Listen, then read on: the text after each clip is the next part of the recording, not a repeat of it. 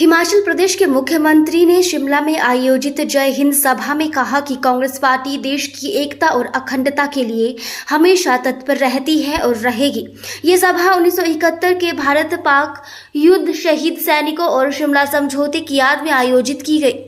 मुख्यमंत्री ने कहा कि उन्होंने खुद 1971 युद्ध के एक सैनिक से बात की थी। उन्होंने बताया कि उस समय न तकनीक थी न आधुनिक हथियार, लेकिन जज्बा अटूट था। उन्होंने कहा कि जब इंदिरा गांधी ने देश को संबोधित कर युद्ध के लिए तैयार रहने को कहा था, तब हर भारतीय सिपाही तैयार था। उन्होंने बताया कि इस कठिन समय में भी इंदिरा गांधी ने साहस दिखाया और पाकिस्तान के 2 टुकड़े कर दिए। 93,000 पाकिस्तानी सैनिकों ने आत्मसमर्पण किया और बांग्लादेश का निर्माण हुआ। ये भारतीय राजनीति का नहीं बल्कि सैन्य इतिहास का भी सबसे गौरवशाली क्षण था। उन्होंने कहा कि शिमला समझौते की नींव भी यहीं से रखी गई थी, जिसे आजाद किया जा रहा है। इस ऐतिहासिक समझौते का सम्मान करना देश की गरिमा को बनाए रखने जैसा है। उन्होंने कहा कि प्रधानमंत्री ने भले ही तीनों सेनाओं को खुली छूट दी, लेकिन जब युद्ध रोकने की बात आई तो यह फैसला सेनाओं की बजाय किसी और ने किया। युद्ध शुरू करने और रोकने का निर्णय भी सेना को लेना चाहिए था। इंदिरा गांधी के समय ऐसा नहीं होता था, तब उनका नेतृत्व निर्णायक और सैनिकों के साथ खड़ा होता था। सुक्खू ने कहा कि उन्होंने कांग्रेस के बलिदानों को याद करते हुए कहा कि इंदिरा गांधी और राजीव गांधी दोनों ने देश की एकता के लिए अपने प्राणों की आहुति दी। छत्तीसगढ़, पंजाब और अन्य राज्यों में भी हमारे नेताओं ने कुर्बानियां दी। कांग्रेस पार्टी का इतिहास बलिदान का इतिहास है। राज्यसभा सांसद और हिमाचल कांग्रेस प्रभारी रजनी पाटिल ने कहा कि कांग्रेस ने ऐसे हालत में देश और केंद्र सरकार का साथ दिया। हम सेना के साथ हैं। उन्होंने पूछा कि अमेरिका ने क्यों सीज फायर की घोषणा की। उन्होंने इस पूरे मामले पर शिमला समझौते की अस्मिता को बचाए रखने की बात पर जोर दिया। राज्यसभा सांसद अजय माकन ने कहा कि कांग्रेस ने सेना के नाम पर राजनीति नहीं की। बीजेपी ने सर्जिकल स्ट्राइक के नाम पर राजनीति की। कांग्रेस सरकार ने भी अपने कार्यकाल में सर्जिकल स्ट्राइक की, लेकिन कभी इस बारे में राजनीति नहीं की। अखिल भारतीय कांग्रेस कमेटी के दिशा निर्देश अनुसार सभी देश के सभी प्रांतों में 30 तारीख और के भीतर जय हिंद सभा का आयोजन किया जाना था।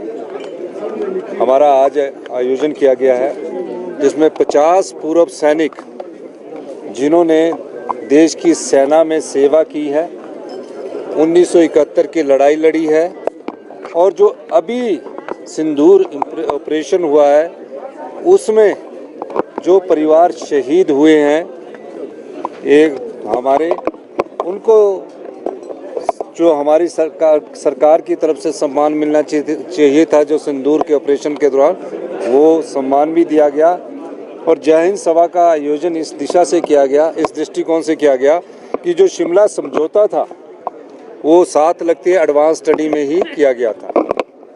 शिमला समझौता के तहत किस तरह श्रीमती इंदिरा गांधी जी ने, जब पाकिस्तान उनके सामने गिड़गिड़ा रहा था, पाकिस्तान के 2 टुकड़े कर दिए थे, पूर्वी पाकिस्तान के रूप में बांग्लादेश के नए देश ने जन्म लिया, उस समझौते की शर्तों को जिस तरह पाकिस्तान की सरकार ने कहा है कि हम इस पर आगे अमल नहीं करेंगे, हमारी जय हिंद सभा उन वीरों को नमन करती है जिन्होंने पाकिस्तान के 2 टुकड़े किए थे और जो सेना ने पराक्रम हमारा तीनों सेनाओं ने दिखाया, उसके लिए आज जनसभा का आयोजन, जय हिंद जनसभा का आयोजन किया गया था। तो सर, आप कह रहे हैं दूसरी तरफ बीजेपी राजनीति कर रही है। नहीं, देखो, राजनीतिक दृष्टिकोण से हमारा काम देश की एकता और अखंडता को बनाए रखने के लिए राजनीति करना नहीं है।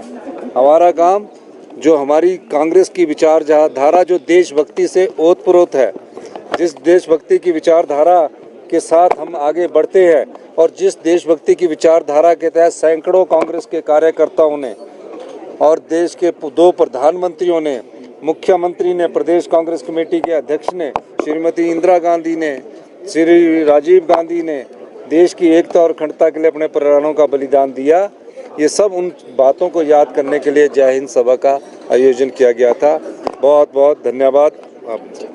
देखिए, शिमला में ये सभा होना ये अपने आप में ये बहुत ही अभूतपूर्व कार्य प्रोग्राम है, क्योंकि पूरे देश में अगर कहीं पे ये समझौता हुआ है पूरे विश्व में, वो शिमला समझौता, शिमला ट्रीटी करके जाना जाता है। और वो शिमला ट्रीटी यहीं से 500 किलोमीटर दूर हुआ था। हम वहीं पे प्रोग्राम करना चाहते थे, लेकिन वहाँ जगह कम है, इसलिए हमने यहाँ पे किया है।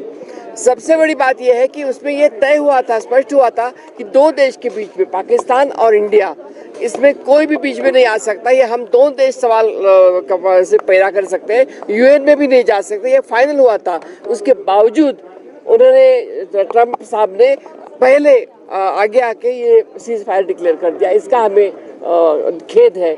वो बिल्कुल बराबर नहीं हुआ है।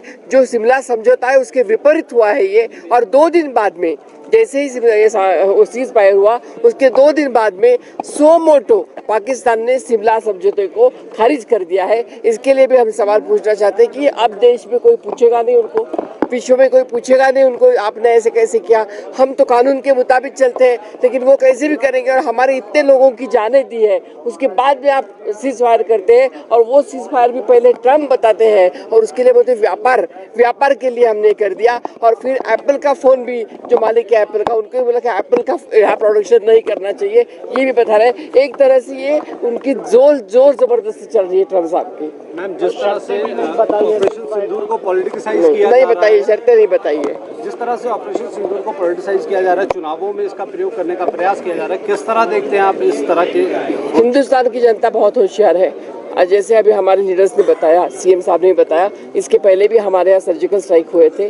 और सर्जिकल स्ट्राइक होने के बाद में हमने कभी तिरंगा यात्रा निकाली नहीं कांग्रेस ने। लेकिन जिस पार्टी ने 50 साल में अपने कार्यालय पे ध्वज भी नहीं फहराया हमारा, जो इसका देश का, उस पे उनको अभी तिरंगा यात्रा निकालने का नौबत आती है। इसमें आप समझ लीजिएगा क्या हुआ है। Thank you. चलिए